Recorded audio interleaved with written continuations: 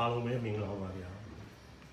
ကဲဒီနေ့ကတော့တောက်ကြံနေလေစားလေးပါ Today special ကတော့ဒါချက်သားနဲ့အာလူနဲ့စီပြန်ချက်တယ်ချက်သားနဲ့အာလူနဲ့စီပြန်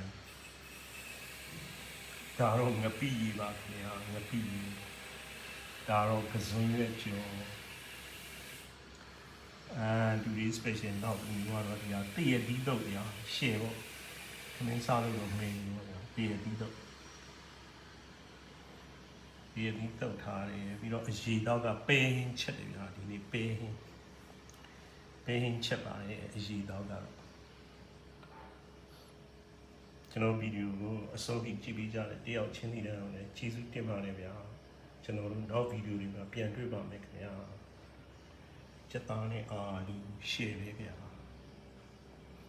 ငပိ